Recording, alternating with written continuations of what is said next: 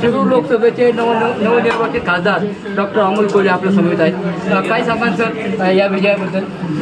नक्की शिरूर लोकसभा मतदारसंघातील मायबाप जनतेचा हा विजय, महाविकास आघाडीतील सर्वच घटक पक्षांमधल्या प्रत्येक कार्यकर्त्याच्या अफाट मेहनतीचा हा विजय असतो.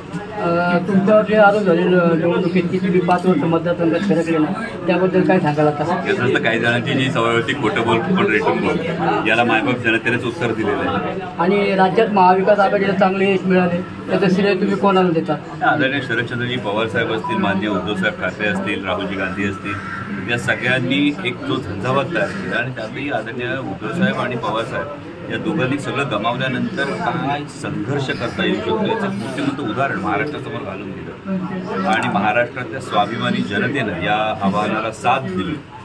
हे मला या सगळ्याचं गमक वाटतं. आगामी 5 वर्षात आपलं लोकसभेचं काय नियोजन असेल? यामध्ये पुणे नगर हायवे असेल, पुणे नाशिक हायवे असेल, तळेगाव चाकण शिक्रापूर हायवे असेल, हे जे 19,500 कोटी रुपयाचे जे प्रकल्प ज्याच्या निविदा प्रक्रिया सुरू होतात, केवळ आचारसंहितेमुळे हे काम थांबलं. आचारसंहिता संपली की ते काम सुरू होईल. त्याचबरोबरीनं सोलापूर हायवेचा जो रविदर्शन चौकापासून यवतपर्यंतचा जो एलिव्हेटेड कॉरिडॉर आहे, इंद्रायणी मेडिसिटी सारखा प्रकल्प असेल, Pune Nashik semi high speed railway सारखा प्रकल्प जो कॅबिनेटच्या अंतिम अप्रूव्हल आहे, हे सगळे प्रकल्प लवकरात लवकर मार्गी लावण्याला माझं प्राधान्य आहे. शुभेच्छा तुम्हाला. धन्यवाद. जय शिवराय. जय शिवराय.